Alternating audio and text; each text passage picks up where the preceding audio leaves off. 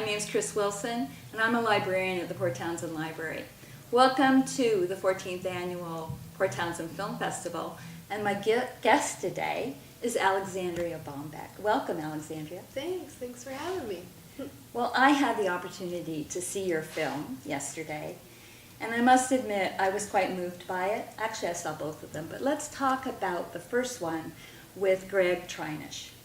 And tell us a little bit about this movie and why you decided to film his story.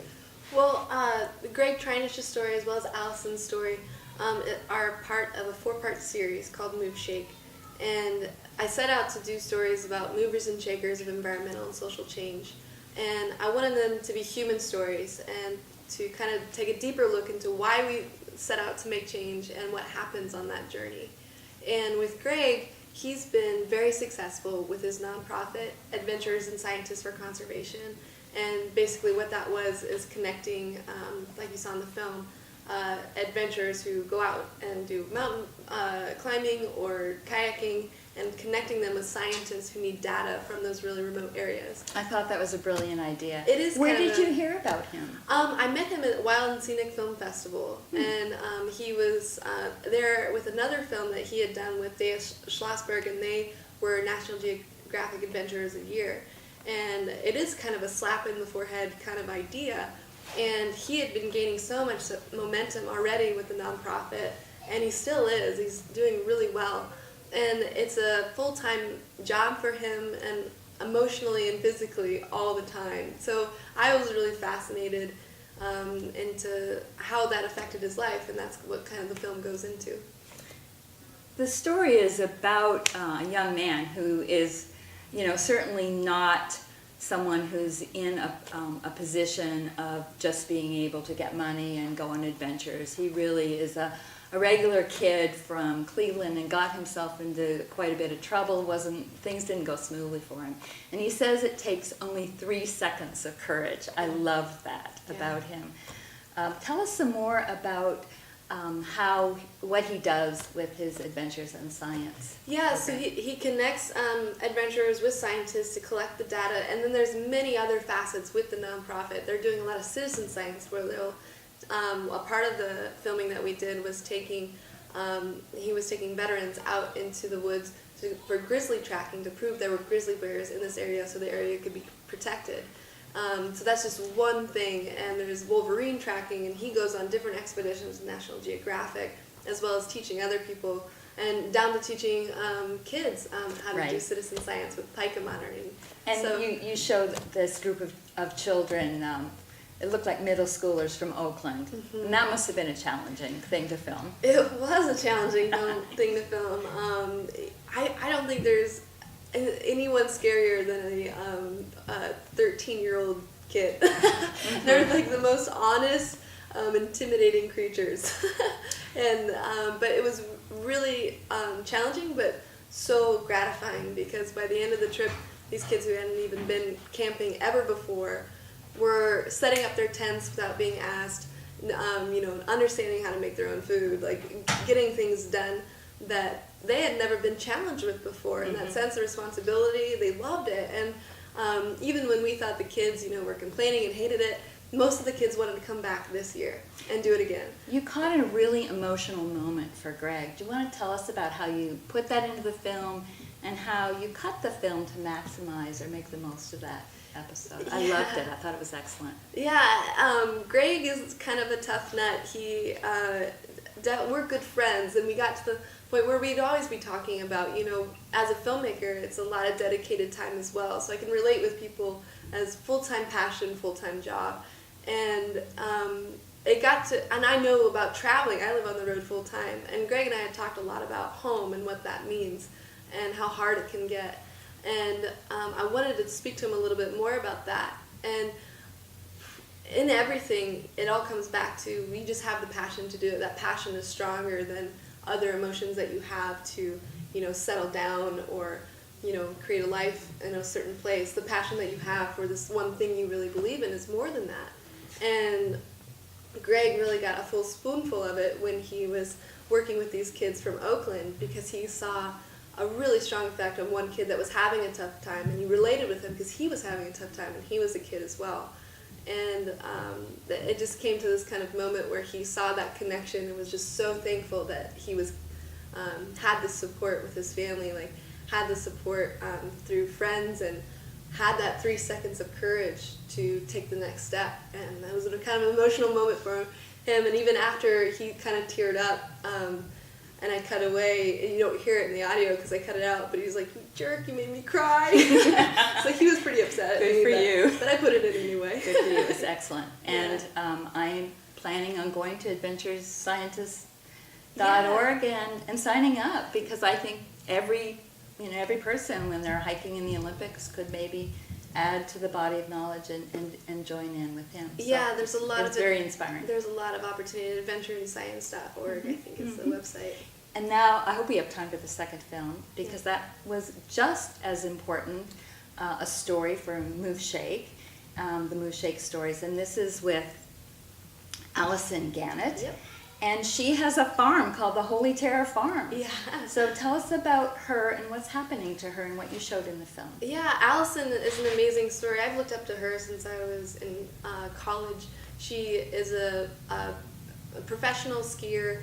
She does a lot of climate change activism, and she does a lot. She's founded many different nonprofits. She does so much, and then she has her own sustainable farm. So she's just always active, always doing something. Kind of, you meet her and you're just wowed by how much she does. And I initially went into the film just to cover that. And during the filming process, during filming, she discovered that her farm was being threatened by fracking that was going to happen like right outside of Holy Terror Farm.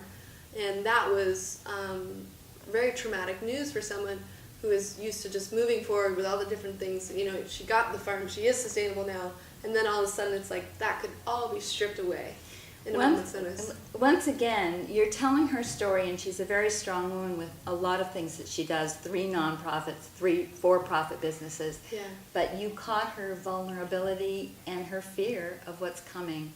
So that's what the storytelling and filmmaking, so congratulations to you. Oh, yeah, thanks. Really, on both of them. I just really feel honored that to gain Allison and Greg's trust, and every character. It's such an emotional experience to have that kind of connection with someone and be like, can I share your story? And to have their trust is just the best feeling in the world.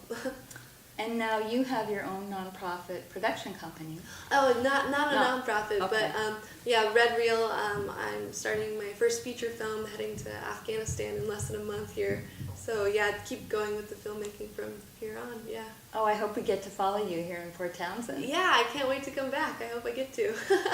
And tell us a little bit about your connections in Afghanistan. I know you're not just flying into Kabul and Yeah, yeah, no vacation for sure. Making a film called Frame by Frame about Afghan photographers and the power of free press within a changing government, and following 4 different photographers that are photojournalists and their stories. So went last year and started filming, and this year we'll be back for 5 weeks in filming. about the stories of other inspiring people, but you yourself are inspiring. Oh, So I'd like to know a little bit about your story. How did you get started in filmmaking? Who are your influences? Yeah. Just everything. Well, I started in the outdoor industry, so I'm really lucky to have some amazing support in the outdoor industry. Osprey Backpacks, Cliff Bar, and Horny Toad Clothing all are sponsors of the Move Shake series. So they've kind of trusted me and sponsored me to make this series, and even though it's kind of outside of the outdoor world, they still believe in the power of storytelling and believe in these stories. So I've worked with the outdoor industry a lot, and Where did you start? Was it in I Colorado? started by going to school in Colorado at Fort Lewis College, and interned at Osprey Backpacks, and started doing videos after my internship for them that were, you know, this is a backpack and this is a tutorial about the how-to videos. Yeah, exactly. And it kind of grew from there. All from Gareth Martins, who's the marketing manager there, really trusted me and kind of threw me a bone, and I just went after it and kept trying to make more relationships and growing my storytelling as much as I could. And my first film was called 23 Feet, and it was about people living on the road doing what they love outside and living in small spaces. So rafters who lived in school buses and surfers who lived out of their car. And that was my first taste of kind of character-driven stories. Mm-hmm. And so that was sponsored by Osprey and Horny Toad, and it took a long time for me to get them to trust me to do it, but once the hooks were in, it was a great success. And So were you doing these films by yourself, or did you have other people with you, a sound person? You know? Well, the 23 Feet, I had my friend Lisa and Greer were there with me, and they aren't filmmakers. Lisa's a writer, and Greer does home health and hospice insurance. Mm-hmm. But I asked them to come along with me on this journey, and they were both looking for a change, and we went across the country in an Airstream looking for these people, and we knew we could find them. And so that was kind of an adventure in itself, and kind of, it was just me and my camera trying to set up a crane by myself, and Lisa was an amazing help with interviews. But since then I've done a lot of, one-woman band kind of productions, but it's also amazing to work with other people.